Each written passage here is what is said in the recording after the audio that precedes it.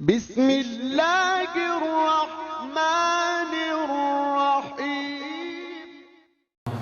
اذان گرامی، اب سارے مجمع کی توجہ رہے۔ مثال کے طور پہ میں کہہ رہا تھا، وہ ہو سے کہتے ہیں کہ نہیں اللہ کے علم میں تھا، اس کا مطلب ہے اللہ نے اسے مجبور کیا یزید کو مارنے پہ۔ امام حسین اعتراض سمجھ میں آ رہا نا؟ تو اب ایک استاد نے 3 بچوں سے کہا، پتہ نہیں آپ کہاں چلے جا رہے ہیں، میں کلاس روم کی بات کر رہا ہوں۔ تو ایک استاد نے 3 بچوں سے کہا بھائی تم تینوں فیل ہو جاؤ گے امتحان میں، تم تینوں فیل ہونے والے ہو، اور تینوں بچے فیل ہو گئے۔ تو وہ تینوں اعتراض کرنے لگے، بھئی استاد کو تو پتا تھا نا کہ ہم فیل ہونے والے ہیں، اس نے فیل کر دیا ہوگا۔ تو استاد نے پلٹ کے کہا، نہیں میں نے تمہیں پہلے ہی بتا دیا تھا، تمہاری کرتوت بتا رہے تھے۔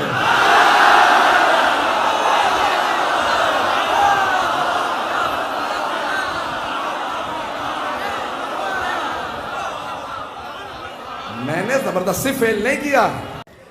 تو استاد نے پلٹ کے کہا، بھئی میں نے زبردستی فیل نہیں کیا، میں نے تو تمہیں پہلے ہی بتا دیا تھا کہ تمہارے کرتوت ایسے ہیں، کلاس میں کبھی آتے نہیں، کبھی یہاں غائب کبھی وہاں غائب، بیٹھے میں بھی ہوتے ہو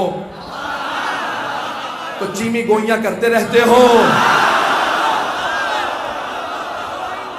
کبھی صحیح طرح پڑھتے نہیں، کہیں صحیح طرح سنتے نہیں، آپس میں بیٹھے ہوئے غیبتیں کرتے رہتے ہو، پتہ نہیں لوگ ہیں یا نہیں ہیں۔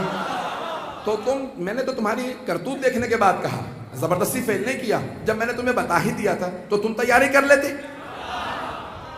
پتہ نہیں لوگ ہیں یا نہیں۔ تم مجھے جھوٹا ثابت کرنے کے لیے تیاری کر لیتے، اگر تم صحیح لکھ دیتے میں تب بھی پاس کر دیتا۔ تو ایک بات پتہ چل گئی، استاد کا علم رکھنا مجبور کرنے کے مترادف نہیں ہے۔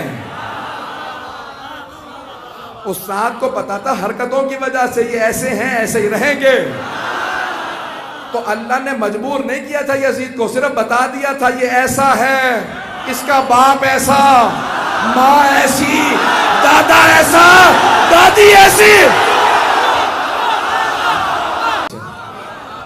جانے کے رامی، اب یہ بہت سے افراد جو کہتے تھے نا بھئی اللہ کے علم میں تھا تو اس نے مجبور کر دیا، اللہ نے کہا نہیں میں نے مجبور نہیں کیا تھا۔ اچھا پھر جب بتا ہی دیا تھا، چلیں میں نام لیے بغیر آگے بڑھ رہا ہوں، آپ یزید کے باپ کو تو سب جانتے ہیں،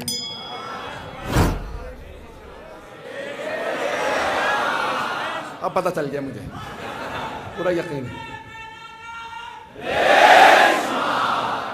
تو عزیزان گرامی، ایک اور صاحب نے اس کا جواب دیا مجھے، کہہ لیں گے نہیں مولانا یہ آپ بس بے وجہ پیچھے پڑے رہتے ہیں، وہ تو رسول خدا نے بتایا اس کی شادی نہیں کر رہے تھے، وہ چاہتے نہیں تھے میرے اولاد ہو تاکہ پھر رسول خدا کی نسل کو نہ مارے، تو میں نے کہا پھر کیسے شادی کر لی؟ کہ وہ ایسی بیماری ہو گئی تھی پھر وہاں مجبوراً شادی کرنی پڑی۔ مجھے نہیں معلوم کیسے کیسی توضیحات لے کے آتے ہیں، یہ نہیں سوچ رہے ہوتے کہ ہم یہ صفائی پیش کر رہے ہیں، پتہ نہیں لوگ ہیں یا نہیں۔ ممبر کے احترام میں زیادہ میں آگے نہیں جا سکتا، جو نہیں پہنچے وہ وہیں بیٹھے رہے جہاں ہیں۔ عزیزان گرامی، وہ کہتے ہیں کہ نہیں وہ بہرحال جیسے بھی ہوا شادی ہو گئی، اس کے بعد ایک بیٹا ہوا، مجھے نہیں معلوم شادی سے ہوئے تھے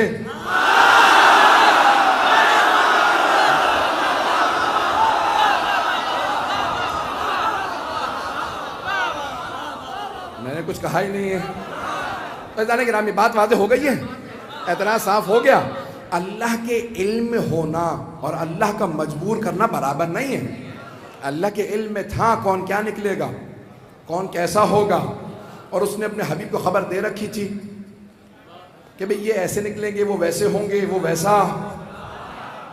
میں صرف ایک اشارہ کر کے آگے بڑھوں گا، آپ حضرات کی صرف محبتوں کی نظر کر رہا ہوں کہ اشارہ کروں گا، اس کو چلو حکایت کے طور پہ سن لیجئے گا کہ کچھ صحابہ نے آ کے رسول خدا سے شکایت کی، کہا یا رسول اللہ آپ نے ہمارے سب کے گھروں کے دروازے بند کروا دیے ہیں،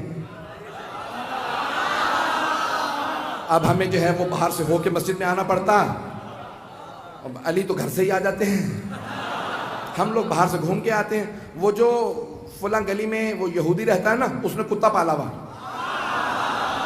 وہ ہر روز ہمارا راستہ روک لیتا، کاٹنے کو دوڑتا ہے، اب ہم گھبرا کے آتے ہیں۔ عزیزان گرامی، رسول خدا نے کہا چلو میرے ساتھ، یہودی سے بات کرتا ہوں۔ کہا بھئی یہودی تیرا کتا جو ہے وہ میرے صحابہ کے پیچھے پڑ جاتا ہے، کتے کو باندھ کے رکھا کر، میرے صحابہ کو تنگ کرتا ہے۔ اب وہ یہودی تھا، مسلمان تو تھا نہیں، رسول خدا کو مانتا ہوتا تو باندھ لیتا باندھ۔ کہا کہ محمد میں مسلمان نہیں ہوں، میں آپ کو نہیں مانتا، کتے کو سمجھا سکتے تو خود ہی سمجھا لیجیے۔ تو پیغمبر نے کہا ذرا اپنا کتا دکھا دے. کتا تھا لیکن رسالت کو پہچانتا تھا.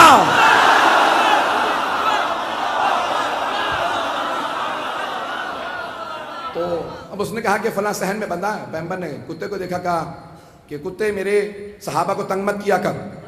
ایک مرتبہ کتے کو فصیح زبان آ گئی, عربی بولنے لگا. کہا یا رسول اللہ میں ان کے پیچھے نہیں جاتا, میں تو کھانے جاتا ہوں, یہ بھاگ جاتے ہیں. کہا تو کیوں کھانا چاہتا؟ کہا میرے سامنے علی کی غیبتیں کرتے جا رہے ہوتے. توجہ ہے جانے کرام. میں نبوت کے عقیدے کو, عصمت کے عقیدے کو پیش کر رہا ہوں. ہمارا عقیدہ یہ ہے کہ تمام انبیاء معصوم ہیں. ہمارا عقیدہ یہ ہے کہ رسول خدا کے اوصیاء معصوم ہیں.